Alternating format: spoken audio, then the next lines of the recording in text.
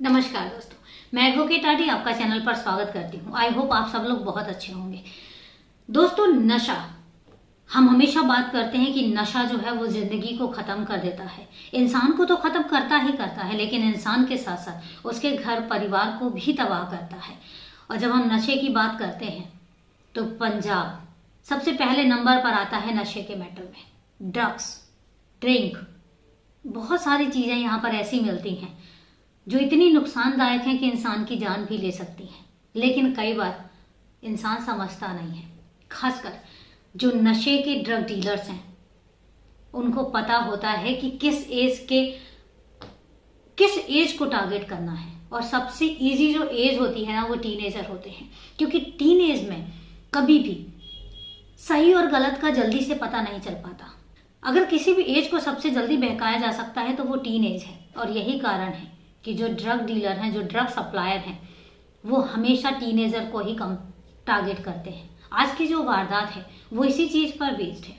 एक अच्छी खासी हंसती खेलती हाई प्रोफाइल फैमिली, लेकिन उसके बाद एक ड्रग ने उनके घर में बहुत सारी तबाही मचा दी। आज की जो ये वारदात है ये पंजाब शहर की है। ऐसा नहीं है कि पंजाब में ड्रग के लिए कोई स्टेप नहीं लिए जाते, लेकिन वहीं बहुत सारे ऑप्शन ऐसे हैं जहां पर ड्रग इजिली पंजाब में सप्लाई किया जाता है। कई बार पाकिस्तान से भी आता है और बहुत सारी चीजें हैं जो पंजाब में नशे का कारण बनती हैं। आज की वारदात जो है वो इसी चीज पर बेस्ड है। और आज की जो वारदात है ये वारदात है पंजाब की राजधानी, पंजाब और हरियाणा की राजधानी चंडीगढ़ की। द सिटी ब्यूटीफुल कहे जाने वाला शहर चंडीगढ़। बात है 18 अक्टूबर 2014 की। अगर आप चंडीगढ़ आते हैं तो चंडीगढ़ में सेक्टर 22 एक ऐसा सेक्टर है जहां पर आपको बहुत सारी चीजें मिलेंगी। शास्त्री मार्केट है यहाँ पर, और सबसे बड़ी बात है कि जो बस स्टैंड है सेक्टर 17 का वो बिल्कुल कनेक्टेड है सेक्टर 22 से। और यहाँ का जो शास्त्री मार्केट है वो इतना फेमस है। सबसे बड़ी बात है कि यहाँ पर तलवार ज्वेलर्स है। ज्वेलरी के मैटर में जो 22 सेक्टर है वो हब है, क्योंकि तलवार ज्वेलर्स के कम से कम 15-16 शुरू में से हैं जो सिर्फ तलवार ज्वेलर्स के हैं। जब भी कोई आता है तो सेक्टर 22 ना आए ऐसा हो ही नहीं सकता।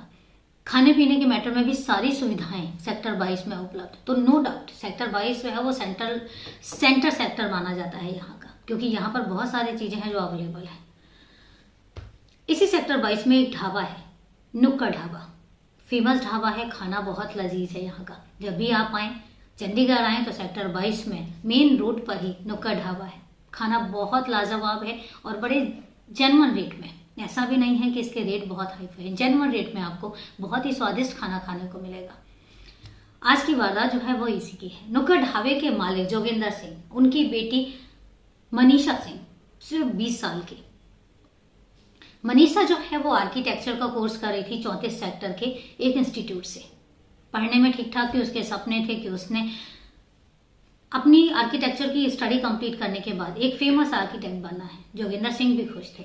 2 भाइयों में एक बहन थी, घर की लाडली। और समय पर उसका अपना इंस्टीट्यूट जाना और उसके बाद समय पर अपने इंस्टीट्यूट से वापस आना, यही उसका रूटीन था। बात आती है 18 अक्टूबर 2014 की। 18 अक्टूबर 2014 उस दिन शनिवार था। मनीषा जो है वो इंस्टीट्यूट के लिए अपने घर से निकलती है और इसके बाद उसका जो टाइम होता है सैटरडे का, दोपहर में वो घर पर आ जाती है। लेकिन उस दिन शाम हो जाती है और मनीषा घर नहीं पहुंचती। अब जब घर वालों को ही पता लगता है कि मनीषा अभी तक घर नहीं पहुंची है तो वो उसके नंबर पर कॉल लगाते हैं। जब कॉल लगाते हैं तो मनीषा का फोन जो है वो स्विच ऑफ जाता है। इस बात पर घर वाले परेशान होते हैं, क्योंकि मनीषा का फोन नॉर्मली कभी स्विच ऑफ होता ही नहीं है। तो इस बात पर थोड़ा सा घर वाले जो है वो परेशान होते हैं और मनीषा के दोस्तों को कॉल करना शुरू करते हैं। लेकिन मनीषा का कहीं कुछ भी पता नहीं चलता। इंस्टीट्यूट कॉल करते हैं, तब इंस्टीट्यूट में एक बात पता चलती है कि आज तो मनीषा इंस्टीट्यूट आई ही नहीं। जब ये बात सुनने में आती है तो फिर जोगिंदर सिंह और भी ज्यादा परेशान हो जाते हैं कि आखिर मनीषा गई कहाँ। देर शाम वो सेक्टर 22 के ही पुलिस स्टेशन में कंप्लेन दर्ज करवाते हैं, मिसिंग कंप्लेन दर्ज करवाते हैं। और चूंकि सेक्टर 22 का जो पुलिस थाना है वो सेक्टर 17 जो मेन पुलिस स्टेशन है वहां से कनेक्टेड है, तो फटाफट सेक्टर 17 में मिसिंग कंप्लेन दर्ज हो जाती है। और दर्ज होने के बाद मनीषा को ढूंढना शुरू हो जाता है। पूरी रात मनीषा को ढूंढा जाता है, लेकिन मनीषा का कुछ भी पता नहीं चलता।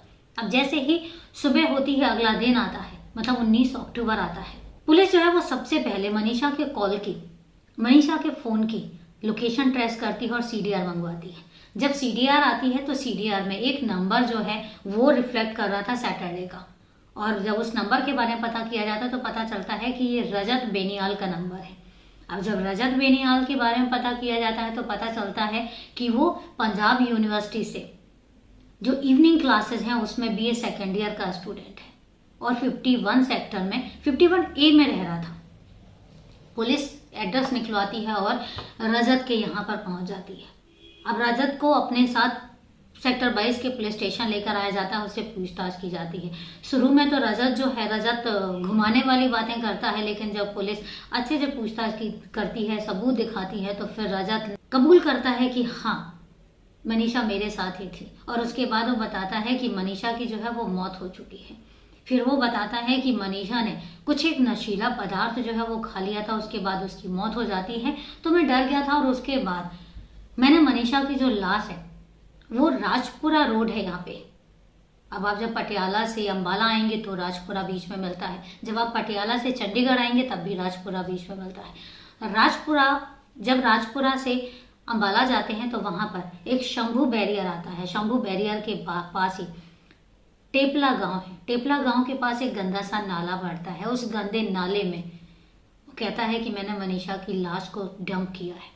अब पुलिस रजत को लेके उस जगह पर जाती है, उसकी निशानदेही पर जो वो जगह बताता है उस नाले में जब सर्च किया जाता है तो आधे घंटे की मेहनत के बाद मनीषा की लाश निकाली जाती है, जो गंदे नाले बिल्कुल कीचड़ से सनी हुई थी। उसको निकाला जाता है, जैसे तैसे क्लीन किया जाता है और उसके बाद मनीषा के घर वालों को कॉल करके उधर बुलाया जाता है।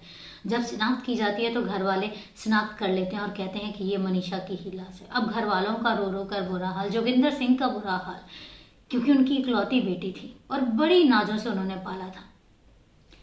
इसके बाद पुलिस पोस्टमार्टम के लिए सेक्टर 16 का जो हॉस्पिटल है वहां पर मनीषा की लाश को भिजवा देती है, मोर्चरी हाउस में रखवा देती है। अब यहाँ पर फिर पुलिस रजत को अपने साथ लेकर आती है और 24 घंटे की पूछताछ के बाद, पूरी मशक्कत के बाद फिर एक और कहानी जो है वो सामने आती है। रजत बताता है कि उस दिन वो अकेला नहीं था, उस दिन उसके साथ में दिलप्रीत सिंह और कमल, दो लोग और भी थे।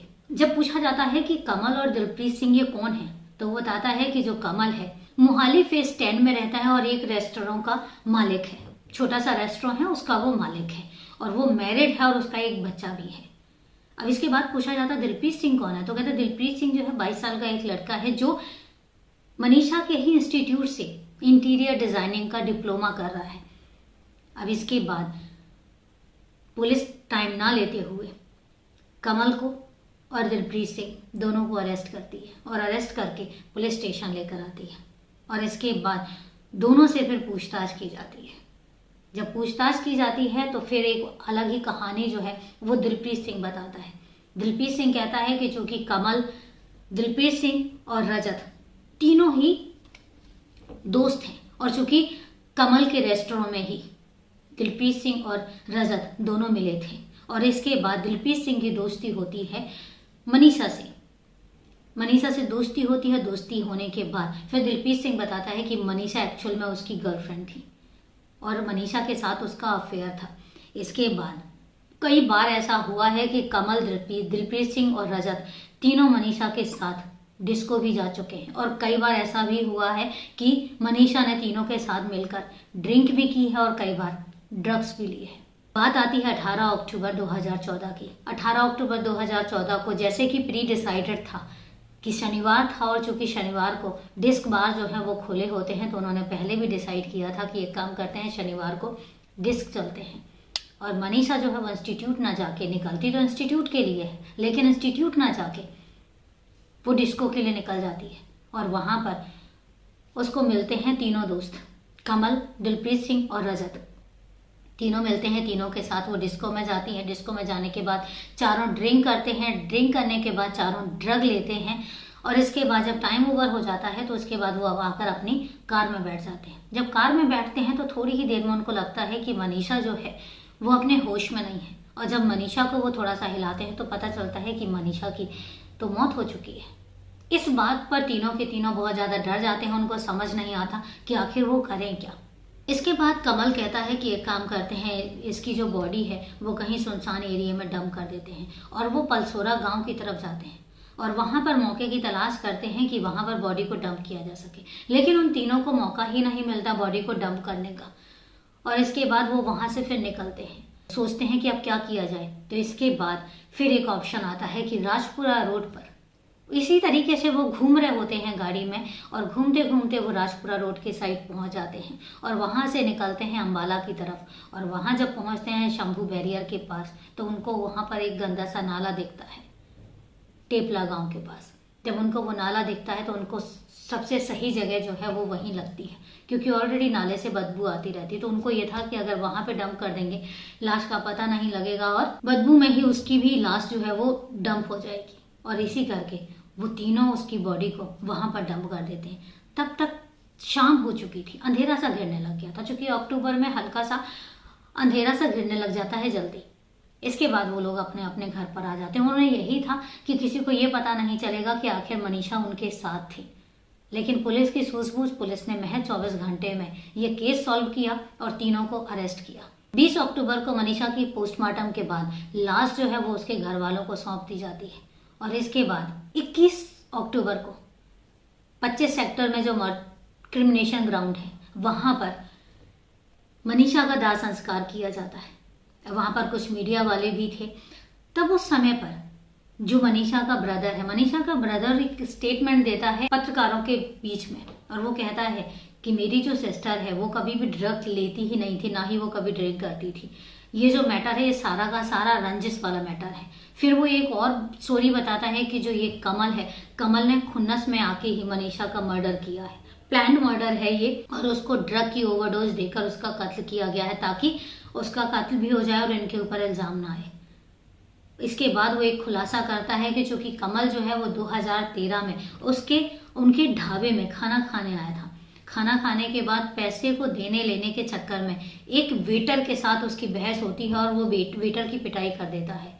और चूंकि वो ड्रंक था, नशे में था, तो इसलिए उसको पता नहीं चलता। जब ये चीज होती है तो फिर जो जोगिंदर सिंह है वो बाहर आते हैं और वेटर के लिए डिफेंड करते हैं। और इसके बाद नो डाउट बहस बसाई में, आपसी लड़ाई झगड़े में कमल की भी पिटाई हो जाती है। और कमल इस बात को खुन्नस ले लेता है और बदले की भावना जो है वो उसके अंदर घर कर जाती है। तो उसका मनीषा का ब्रदर बताता है कि ये जो मर्डर है ये कोई लव स्टोरी नहीं है, ये कोई ड्रग ओवरडोज नहीं है, ये प्लान्ड मर्डर है जो कि कमल ने खुन्नस में आके किया है। और कमल के ही ये 2 जान पहचान वाले हैं जो इसमें इन्वॉल्व हैं। पुलिस ने बहुत पूछताछ की लेकिन इस चीज का कोई भी खुलासा सामने नहीं हो पाया।